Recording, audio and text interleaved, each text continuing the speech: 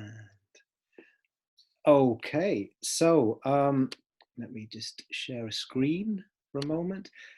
This one. Okay, so this is another recorded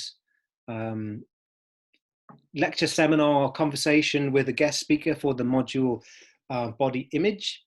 And today I have asked my distant colleague, Professor Samuel Chambers from Johns Hopkins University, to join us. This is his work page. Now, Sam is very interdisciplinary. His first book was called Untimely Politics. Then he's written books about Judith Butler and political theory. He's written on the queer politics of television, the lessons of Ranciere, which is the primary reason that I invited him today, and then a book called Bearing Society in Mind, Theories of Politics and of the Social Formation. It would be great if that was the social body for this module.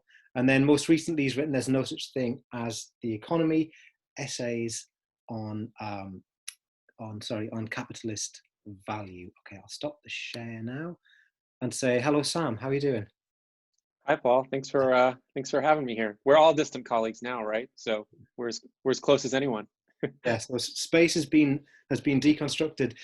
So the module, as you may be aware, is called Body/Image, and that relation, it implies kind of the mediated relationship that we have to our bodies. So we've looked at a lot of kind of Lacanian inspired theory about the kind of the mirror stage. We've looked at people like Laura Mulvey. We've talked about performativity in the way in which we perform kind of norms and ideals. We try to live up to these things. But I gave at least one lecture in which it was a lecture that was kind of about classification. It's called Classing the Body.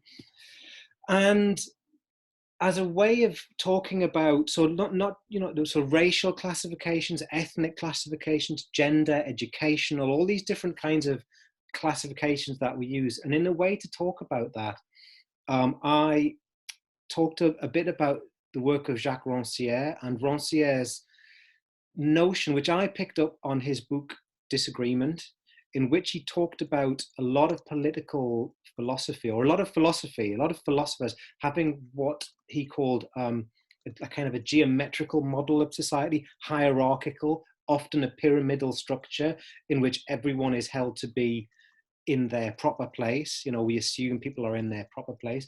And Rancière kind of challenges that with the notion of equality and the claim to equality. So I think that this is quite slippery. This is quite a difficult, on the one hand, straightforward. Okay, there's a hierarchical sense of society, and every society has someone on the top, and then people below that. But Rancière's arguments about equality, this is where it gets a bit slippery. So I thought I would ask you, who's written so much about Rancière, to give us some different ways of thinking about that. Okay, great. I think the first thing is I would just want to echo what Rancière says about equality is incredibly slippery. It's probably one of the more difficult concepts to grasp in his writings.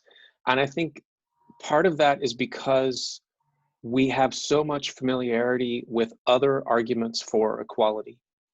And his claims, which seem in some cases very straightforward. He talks about both the assumption of equality and the demonstration of equality, and they both seem pretty empirically direct. So we think we know what equality means, and he's using this word. I think maybe one of the ways to get at his concept and to see how it's distinct is to defamiliarize ourselves just slightly.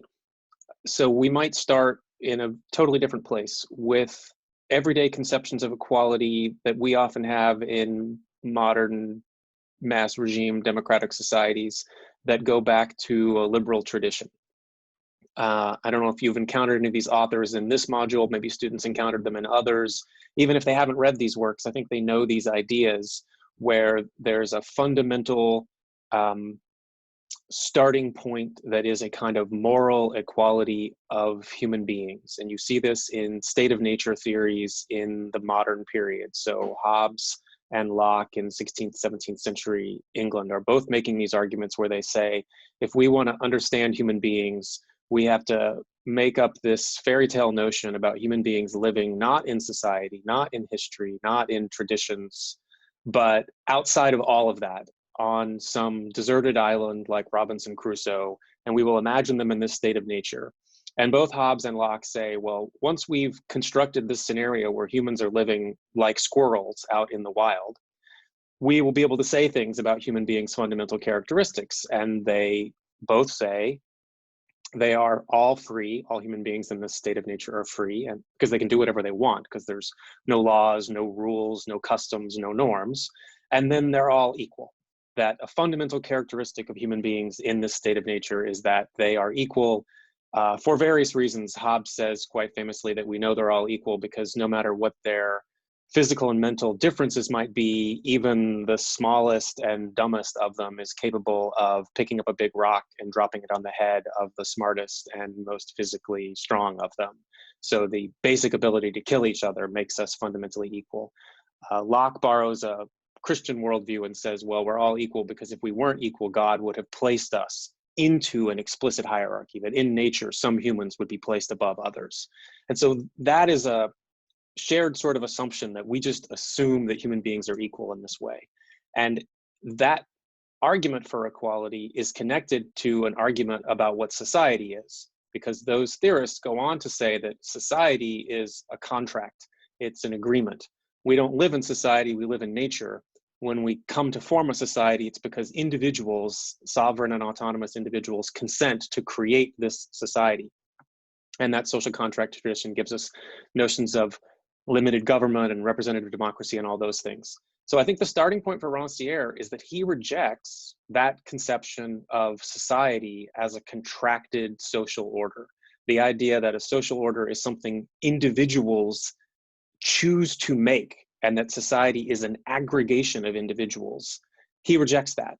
And he comes at it from a very different perspective, which is much more historical, and I think simply much more accurate to our description of the world. He says we live in social orders that are always, this is probably the most important starting point, they're always structured by inequality. They're always structured by domination. They're always structured by vertical power relations.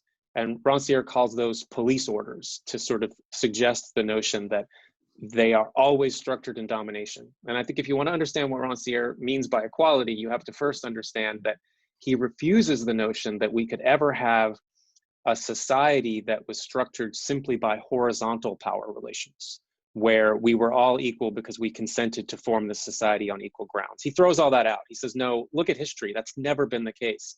Societies are always structured in domination.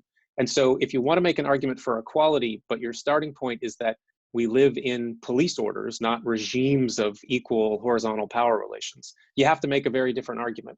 And so Ranciere's argument in that context is that we can't actually find equality in the essence of a human being morally. We instead find it actually eminent to that social order structured in domination, that social order depends upon vertical power relations.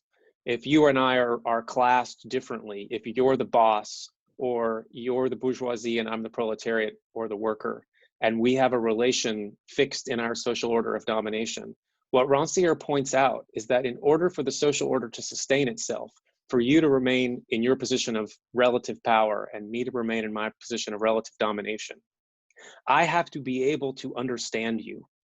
When you tell me what to do, I have to carry out your orders.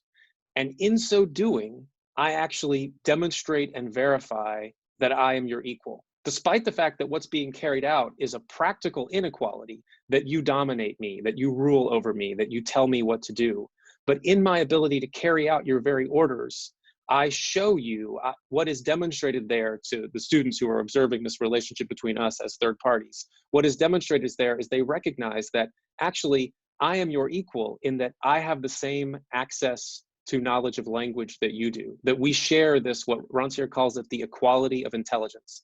Doesn't mean we have the same IQ scores, doesn't mean we got the same marks in class, but it means that when it comes to our intelligence, there's no fundamental differences among us, that we share this basic notion. We share a basic ability to learn. So the equality of intelligence also means that if you grab a book and I grab one off of my fake virtual bookshelf behind me, we're both capable of grasping it, of learning it. Even if I grab a book in German and I don't speak German, Ranciere says, if I can just find one sentence that's a translation of what I do know in English, I can understand it. So Ranciere's argument for equality is that there is embedded, eminent within police orders and kind of contrary to them, this fundamental equality of intelligence. And therefore, his arguments about it look totally different. Philosophers like to make these deep moral arguments as if they can prove our equality through philosophical proofs. And Ranciere says, no, you can't do that. It can't be proved in that way. There's only two things you can do with equality. You can assume it. When you and I meet face to face or over Zoom, I can look you in the eye and say, you're Paul, you're a fellow human being. I'm going to grant to you the assumption of equality and therefore assume that we are equals in this way. So it can be assumed like that, or it can be verified in historical instances. We can see moments in which police order structured in domination, with the people on top in the upper classifications assuming that those beneath them are less than they. And there are these moments of eruptions where a logic of equality interrupts that logic of domination. So it's a completely different argument, because if you say write out the proof of it, I can't do that. If you say point to the place in Ranciere where he proves that we're equal, it's not to be proved in that way. It can only be assumed and demonstrated. And the demonstration isn't a philosophical demonstration, it's a historical one. So that's a long way around to a fairly simple answer, but I think if you try to give too short of an answer to that one is when you might be led astray. Okay, that's great. And it's still complicated. Absolutely. So there's maybe two key coordinates that students who've been taught by me for a couple of years, which people, the first intended audience of this will be, they could connect it to Michel Foucault, and it could be connected to Althusser, Louis Althusser. So could you clarify Ranciere's position in relation to, so this, I often give students lectures about interpolation, the way in which we're interpolated by institutional hierarchies. So like when we walk into the lecture hall, this is an example I often give. When we walk into the lecture hall, the students know where to sit. They sit in the student chairs and I stand at the front. And simply because of that relation, that hierarchy that's implied in the architecture, you know, that I can interpolate them as a teacher to a student, yeah.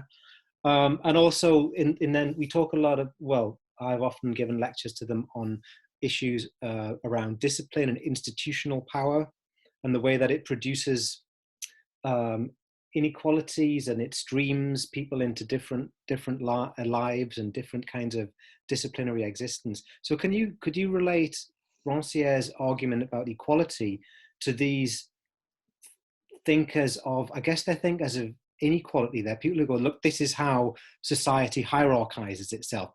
Like bodies are formed by these kind of institutions that are like factories, and the relationships that we put ourselves, or that we are put into in schools, in families, in relation to government, in relation to the police, and so on. Yes, great. Those are excellent reference points, because I think they're good ones to flesh out what Ranciere is up to. And I would also say in your interpolation example, I give the same one all the time. I think it's a fundamentally important one also because, as you said, it's institutional, which makes it physical. It makes it built into the environment. It's both bodily, but also structural. So depends on which lecture hall you're in. The relationship between the subjects interpolated as students and the subject interpolated as professor could be different. Are they in those fixed seats where they can't move? Or is it possible we can rearrange the furniture and have them located differently? Are they structured in such a way that the only people they can talk to are you? That the student subject position can only, raise a hand and ask a question of the person in authority? Or is it possible they can turn around and see someone else? I think that I'll oversimplify slightly here, but I think that in a way, you can describe a lot of Ranciere's most important work with Foucault and Althusser as the two most important reference.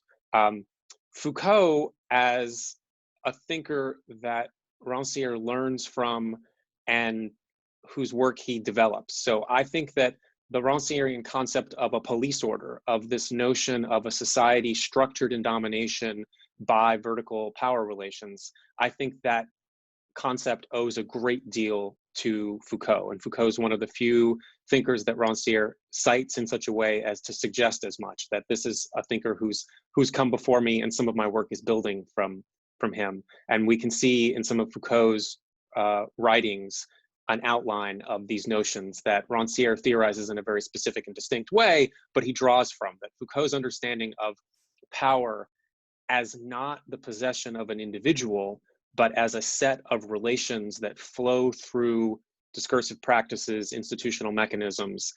That Foucauldian conception of power is also an anti-liberal, anti-social contract conception of power. It refuses the notion that an individual comes first who is sovereign and autonomous and power is their possession. It says no, individuals are the product of flowing power relations. And most of that, I think Ranciere simply agrees with. He wants to develop it in a way that I don't think Foucault does explicitly, which is that Foucault says a lot about power, institutional mechanisms of power, subject positions and interpolation, and not a lot specifically about how we might theorize equality after we've rejected this liberal social contract model. And Ranciere is developing that account. He's filling in an answer to the question that one might ask after reading Foucault, which is, well, how do we think equality after this? Ranciere gives a very specific answer to it. It's also an answer that I think is a polemical critique of Althusser.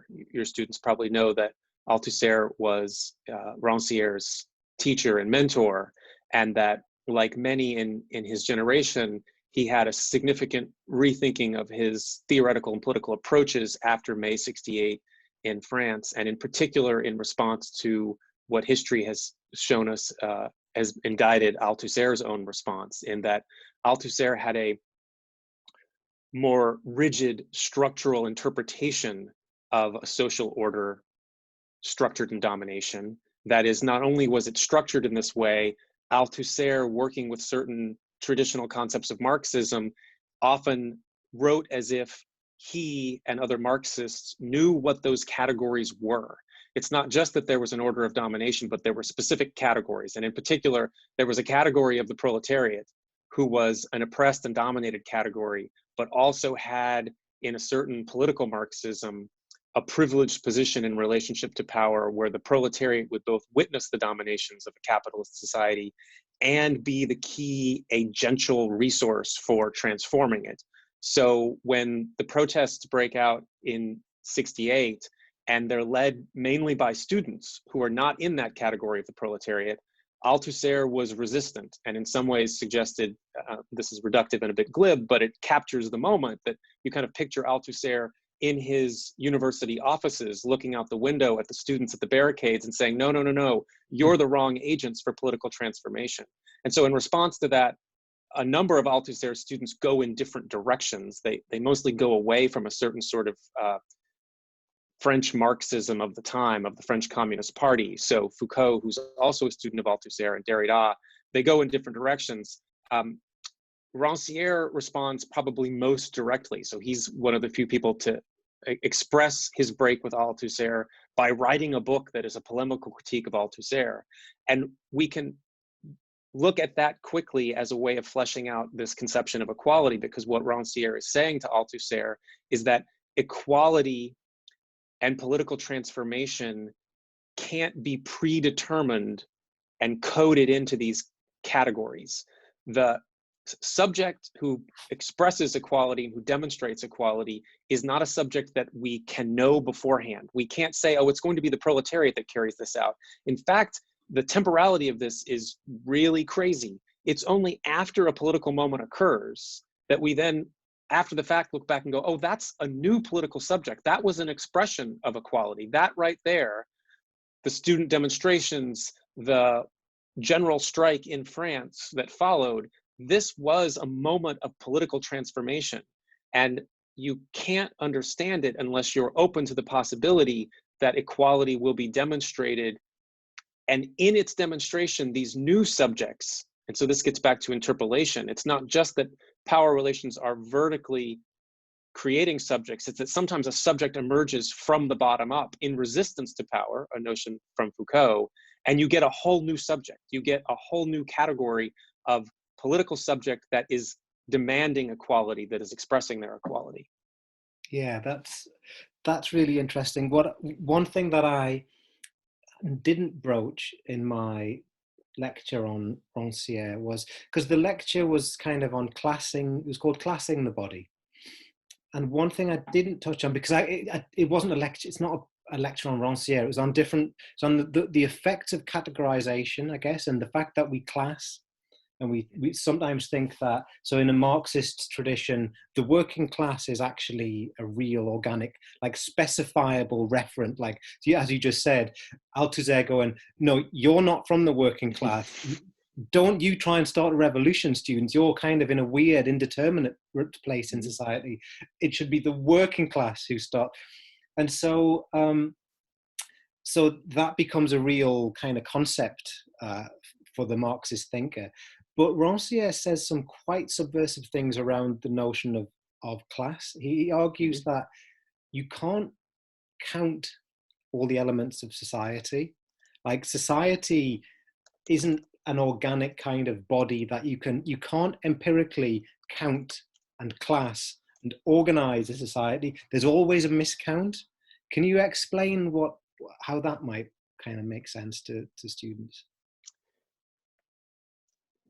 So there's an attempt by democratic mass regimes, but particularly by 20th and 21st century social science projects, where the idea would be that the social order is made up of interest groups, we usually call them, but we can call them all sorts of different kinds of groups. But there are various groupings, whether they be race, class, gender, other forms of status.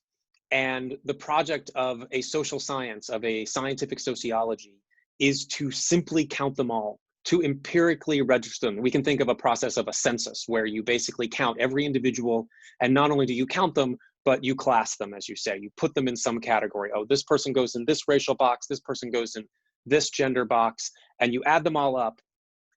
And from that social scientific basis, you therefore theorize politics as some sort of balancing conflictual forces among these pre-existing groups.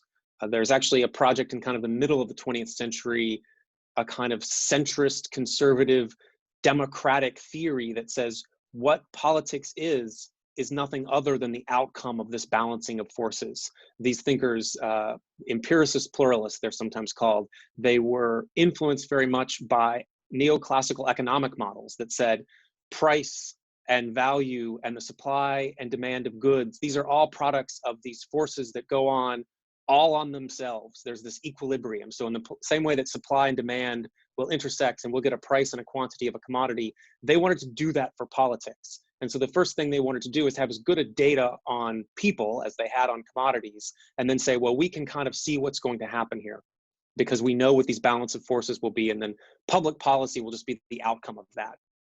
Ranciere comes at that and basically says it misunderstands the nature of politics. So to develop further, which is what I think we're doing now, Ranciere's conception of equality and the way it applies to bodies, we have to also bring in one other aspect of his account, which is that he takes everything we normally define as politics, parliament coming together and passing a law, an election where we choose new leaders, a judgment of a court, all of these things, he says, that's not really politics. Those things are important, and we might want to demand that we have more PPE for NHS workers and even more NHS workers in hospitals in the future, and we should do that, but we shouldn't confuse those transformations of how much of certain things we have or who has more money.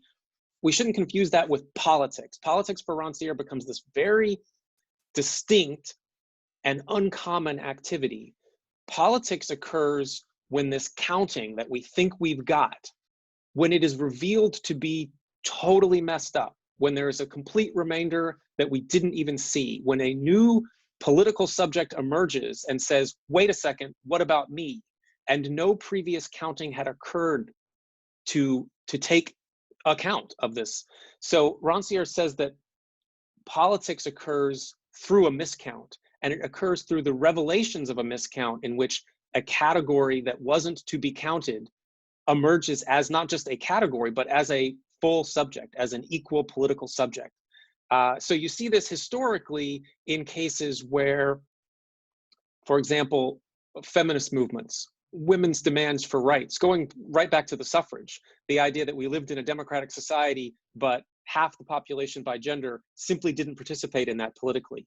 And the demand for women's rights, for suffrage, and a whole host of equal rights that come after that, those movements are the mobilization and the appearance of a political subject where before we only had blinders on, because when we think we have a full account, we cannot see outside of that. So this notion of the miscount becomes absolutely central. And what happens in the miscount for Rancière is a political moment occurs, and that political moment is always going to be this mobilization of what he calls a logic of equality, because the police order and the normal counting operates on a logic of inequality, and a political moment operates on a logic of equality that challenges that. Okay, there's a lot to be said about that, but I mean, normally at this point, right, in the discussion, so this is for the students' benefit, when we're talking about Rancière's theory of politics, you get people going, so is this politics, or is this politics? Right. So like now, because I want to go like, is the current discussion about the status of the NHS in the UK and nationalising health services the world over, is this a political movement? But I don't want to go there.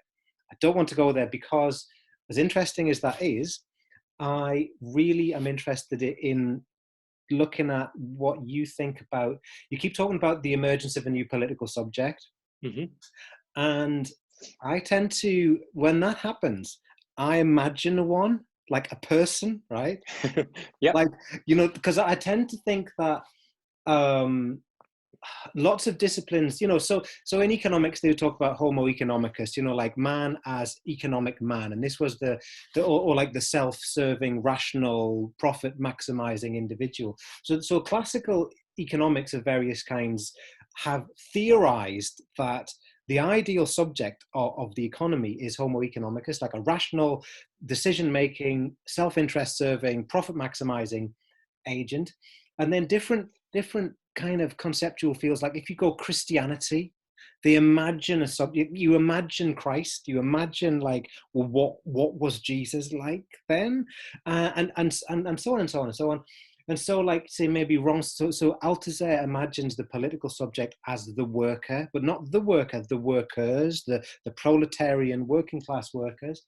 And so I'm wondering, so every time you talk about like the emergence of a new political subject, for me that's fully formed. That's a fully formed, like, this person is idealized and looks like someone, and this person maybe is sitting behind a computer, like, like a hacktivist, kind of like he's in the Matrix, he's like Neo or something. Or if the political movement is ecological, then that person has dreadlocks and they wear hemp clothing and they live in a tree, and and they kind of tie themselves to stop roads being built, and so on and so on. So I mean, do you think that is what Rancière is saying about the uncountable and the politics as a kind of a rupture of what we thought we counted and thought we'd organized, all of a sudden you turn it over and go, wow. Does that mean that Rancière says you just can't tell what the new subject looks like? You can't predict politics. You can't predict who, and you can't predict what they're going to look like. But when they emerge, they're all going to look the same, or they're going to look a certain way, maybe?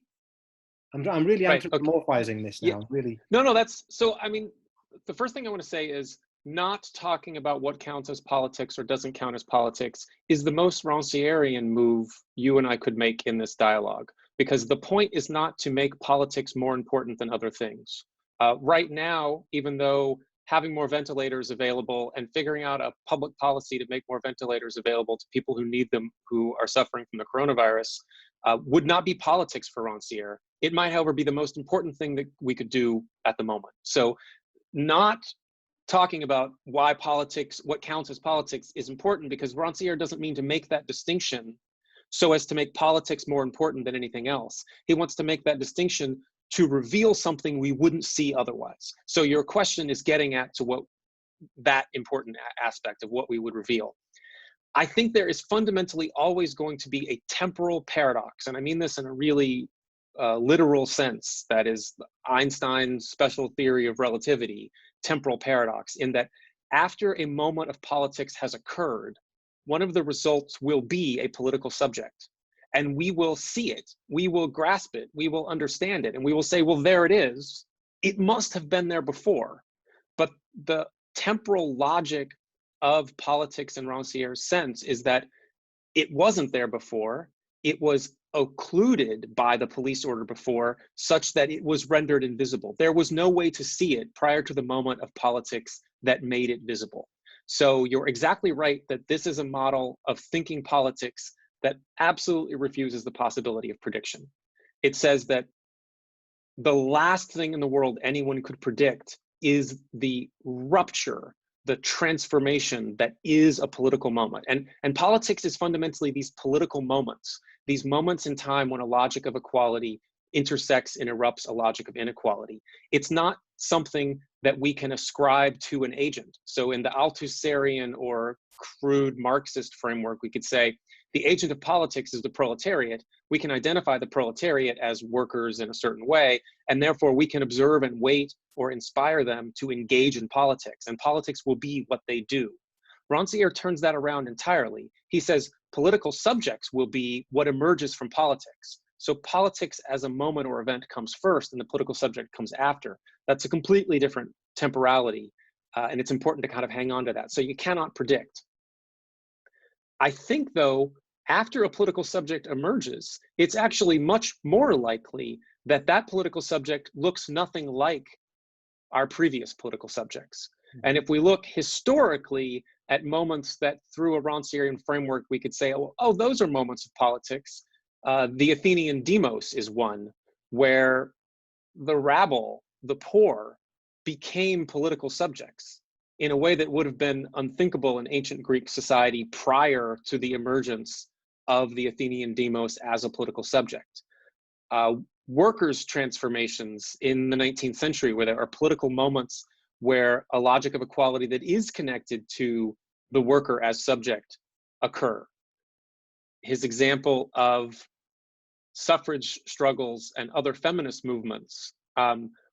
One example I would give later than suffrage would be a mid 20th century, 1960s into 1970s feminist political project of rendering visible the violence of domestic abuse.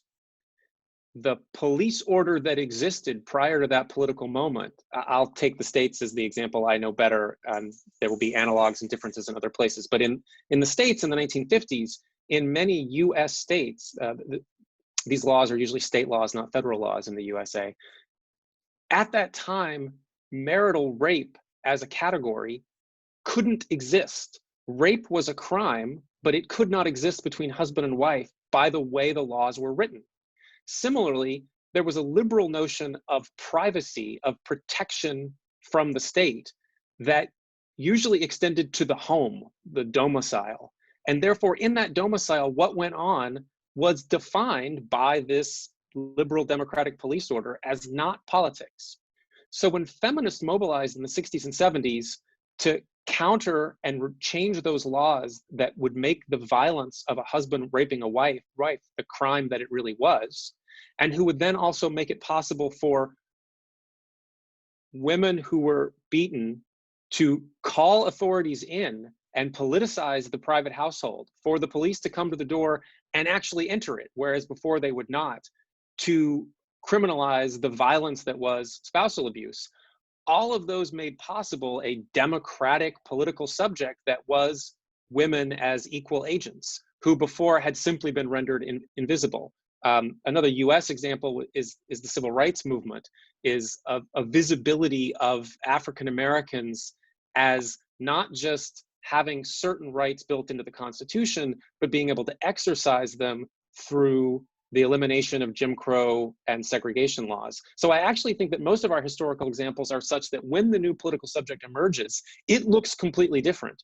And not only do we recognize that subject as, oh, this is also an equal subject, but it may lead us, I think, in our best moments, we can't predict politics, but we might anticipate, and we might even think that, future political subjects are probably not going to look like us, where us can be a long list of categories. Okay. And then I'm looking at the time, and there's definitely one other area that I want to talk about, which is his his work on educational pedagogy, teaching and learning, because on a certain read, so Ranciere wrote a book called The Ignorant Schoolmaster, and kind of based on a true story, and from it he expresses or conveys a very sort of anti-institutional, but not really anti-institutional. It's very, let's rephrase it. Ranciere's approach to what I'm going to call pedagogy, but by pedagogy I just mean teaching and learning, that relation of teaching and learning. He kind of does a lot of damage to the traditional image of the teacher, and his argument, for the benefit of students listening, is in that book, Ranciere takes up an argument of an educator called Joseph Jacques, who came to the position that you can learn without being taught, and you can teach what you do not know. And his career was kind of glittering. It was revolutionary, and he said there is no method to this. There is no method. And Ranciere really likes this argument because it's all about, as Sam Chambers was saying before, about the equality of intelligence. So in a traditional framework, you think you go to the teacher because the teacher knows more than you, and implicitly perhaps is cleverer than you. And Ranciere's approach is one that goes, no, screw that, forget that. The teacher's not cleverer than you. Teacher knows some different stuff to you, but you don't really need that figure of the teacher. I mean, could you talk a little bit about what Ranciere does to the figure of the teacher and the figure of the learner? Well, I think you summarized it quite well. There was only one thing at the end that I think was that would be an important difference, and I think it has to do with the initial impact of reading Ranciere's Ignorant Schoolmaster. It's almost impossible the first time you encounter it not to sort of pause a few times on the way through of thinking, is he serious? He must just be making this up, right? And you kind of have to keep reading to realize, no, he's quite sincere about it. And I find, I first read this argument in Ranciere something like 20 years ago, but for at least the last 10 years, I have internalized in some ways a lot about what he argues in terms of teaching and learning. So it's not just in my book on Ranciere, I say, you really, if you want to understand anything Ranciere says in all of these other domains, aesthetics, politics, philosophy, writing, literature, you have to start with what he says about teaching and learning. But it wasn't just an argument of that book. It's important for my own pedagogy. And it's very scary to take seriously that you can teach what you do not know, because the first step is to sort of make the teacher seem completely superfluous. And I think in a certain sense, it is saying that if you have some knowledge and you pick up some other book, you, as someone who has you is anyone and everyone, is a phrase Ranciere often uses. The you is not someone's particular, it's anyone and everyone. You have the capacity to learn. All you need to learn is the knowledge of one thing, which Ranciere says is usually simply whatever your native language is, which you don't even need to know at any sort of high level. You don't even have to necessarily be literate. You know how to speak your own language. And from the basis of that, you learn for Ranciere not by being told information, but by comparing, by starting with what you do know and comparing it to something else. And it's from there that you learn. It therefore radically undermines a lot of traditional methods of teaching and traditional institutions for teaching and learning, because it points to the traditional teacher as what Ranciere calls the stultifier. So the standard schoolmaster is the person who stands in front of the crowd of students and lectures on the thing that he is an expert in, and only interacts with the students to point out to them that they do not know what he knows. And so stultification is this model in which we attempt to prove through teaching that we, the teachers, know more than the students, and that their knowledge is always inadequate to our knowledge. This is also reflected in a way that strikes home to people who I think study what you and I study, Paul, which is a lot of textual work. We often read text and give these texts to our students to read, and traditional pedagogy says that the students read the text and then they come to class and we get in front of the class with the text ourselves and we tell them what it meant, which Ranciere points out means to suggest that we are indicating to them that they couldn't understand it for themselves. And Ranciere's point is that they can perfectly well understand it for themselves. So there's a real worry of, if you get rid of that, then what exactly do they need you and I for? I think there's an important place for that. And one of the things that gets missed when people are, because they're so blown away with everything else Ranciere says in The Ignorant Schoolmaster, they miss this thing. He says that you don't need a relation of superior and subordinate knowledge. I don't need to know more about anything in order to teach my students stuff, but you do have to have a relation of will, Ranciere says. And this relation of will is not equal. So Ranciere's pedagogy of the equality of intelligence and the ability to teach what you don't know is not an anarchist account where anyone can pick up any book and do anything. Because what the teacher does is construct the module guide, is put together the syllabus, is figure out a structure of teaching and learning in which it's possible to grant this equality of intelligence. And granting the equality of intelligence, which is the first step of what an ignorant schoolmaster, a real teacher in Ranciere's sense, does, is not easy. You can't just say you want to do it. You have to, in many cases, I'll speak from my own experience, thinking what this pedagogy looks like when you implement it. It means that you have to know the material in a certain sense even better so that you can pick the list of readings. You can pick the assignments and how you will interact with students on them in order to increase the chances that learning will happen. But the key here is still, learning is something kind of like politics that is a happening. I cannot guarantee it. I cannot predict it. There's nothing I can do in advance that will make it so. But I do think there are things you can do in advance that will increase the likelihood of it, that will create an environment in which this sort of learning might go on. And you have to therefore always be creative and flexible. So for example, when you have to figure out how to shift this module in the middle of teaching it to doing so in this virtual environment, you think, well, maybe the lectures I was giving before when I can interact with students don't work very much. What if we stage a dialogical conversation with others that the students can then witness? I mean, a dialogic relationship itself is one in which the two dialogue partners ideally are granting the equality of intelligence to one another. And therefore, you're staging that very moment and undermining the stultification.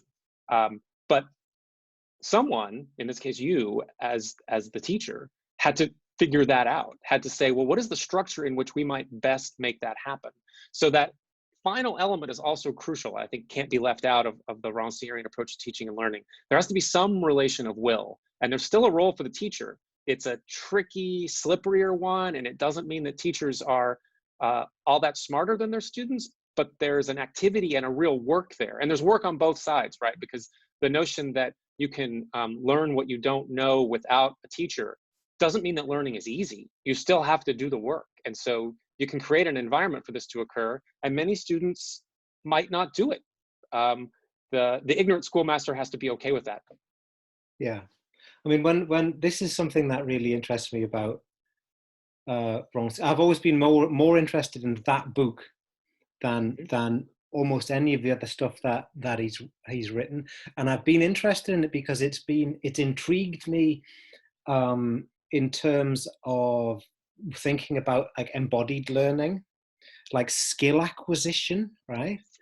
And you've heard me talk before. We've been at the same conferences where we've talked about, and I've told the story about my I was complaining one time to my Tai Chi instructor like decades ago, saying, and I cycle up this hill and I just can never get to the top of the hill. I always get too exhausted. And my Tai Chi instructor said, well, that's because you're thinking about your legs and your lungs, but it's not. It's actually from your belly. It's from the pit of your belly. That's where it comes. Just concentrate on that. And so then I did this like long bike ride again one time, and I just thought it's my dantian, it's pit of the belly. That's where and I cycled up the hill, and I was like, wow, I made it that time. And I went back and saw him, and I said, I did it. I just thought about my belly, and he said, wow, can you teach me how to do that? he just said it because it sounded like some cool stuff to say. But like, See, so he for me, that's the perfect example of this relation of will, that you were still the student and your Tai Chi instructor was the teacher. And so they could give to you this, well, think about this. And even just that focus is what led you to the work, right? Even if I've heard other examples of this teaching where there's some skill that someone can't pull off and the instructor says, oh, well, when you do it, just be thinking about this thing. And then they do it and it works. And they say, well, how did that work? It's like, well, just because your mind was focused in a different way. There was no trick to it. Yeah, the other example that comes to mind is when I was learning a different martial art, much more punchy, kicky martial art, and I'd be sparring with the instructor, and he would never give any advice.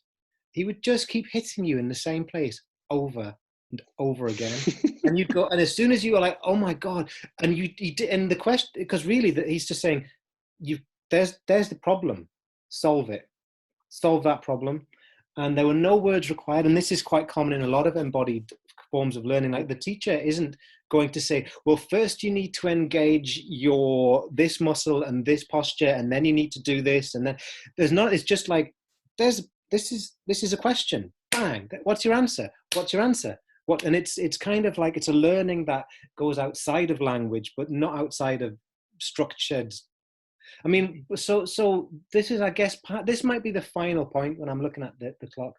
So one of the starting points in Ranciere's book, The Ignorant Schoolmaster, is that Joseph Jacques can't speak French. Is it can't speak French or can't speak Flemish? He can't speak Flemish. He can't speak. So he's teaching French to students who have no French. And he has no Flemish, so there's no point of communication. And then he finds a bilingual edition of a book. You know, those books which have like, so in my case, English on one side and French on the other, parallel texts. And he just gives them copies of the book and basically just points and goes like, learn that, like learn it, memorize it, learn it, memorize it. And then over the course of time, he becomes impressed at how well they can construct sentences in French. They can construct discourses in French by having simply learned in a very repetitive, very kind of like mimicking sort of a way how to do this. And he's astonished that there was no method involved. He just said, learn it. There's that's Flemish, that's French, learn it. And I was quite taken with this idea of no formal pedagogy, no formal methodology. And I was quite smitten with the idea. And I was asked to do a lecture in Italy, right? I can't speak Italian, right? And I continue to use the present tense for that. I can't speak Italian.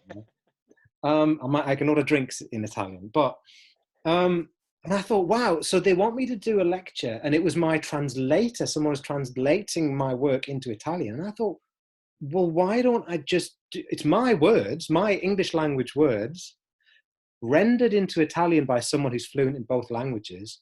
All I need to do is study this text and I learn Italian. Man, that was the longest hour of my life. That was just hell. Watching the audience just die of boredom, like this awkward, you know. So, I mean, how does that square? I mean, I followed the non-method of Ranciere. I had my intense effort of will, and I came out of that more terrified of Italian than ever before. I mean, what do you make of that failed? There's a lot of people who do Rancierian pedagogical attempts like this and say that they work, but my own intimately, painfully personal one failed spectacularly. Mm-hmm. What do you say? I think it goes, I mean, there's a line in The Ignorant Schoolmaster, it's at the end of one of the chapters, where Ranciere says something to the effect of, he's laid everything out. The pedagogy's become more sophisticated. He's developed it. He's made some of the central arguments. And he's talking about the teacher-student relation, and he's talking about the student, and he says at the end that, and then in the end, the student will learn what the student learns, nothing maybe. I do think it is a pedagogical relation that is open to the possibility that, just in the same way that we cannot predict politics, we cannot program our students. We cannot make learning occur. I don't have a complete explanation of why you didn't learn Italian, but my guess is that you were in a different structural relation than Jacques' students who didn't know French were. they were driven and needed and wanted to learn French in a way that was different from you, who were probably going to give the one lecture in Italian. You might have felt differently if you were taking a job in Florence, that required you to teach in Italian in the future. You might have felt differently if there was some body of literature only published in Italian that you really felt like you needed access to do the current work you were doing. But in terms of giving the talk, once the talk was over, you just needed to know how to order drinks, and you know how to do that. So, you know, and the level of work to learn Italian, and then the other thing is you're going to have to continue to speak it, which you're probably not going to do where you now are. So I think it adds up to learning is hard.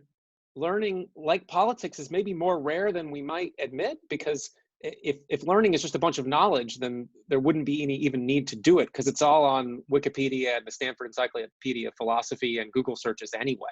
But that actual moment of transformative learning doesn't happen all the time.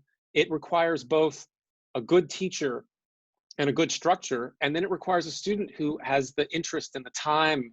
And, you know, today we may not have the time if someone's sick at home, the time and the willingness and a certain kind of drive, because if you're not really motivated to that end of learning, nothing's going to get there automatically. It has to occur. So I actually think that, I mean, for me, that's a good example of Rancierian moment of teaching and learning, that failures are a central part of it.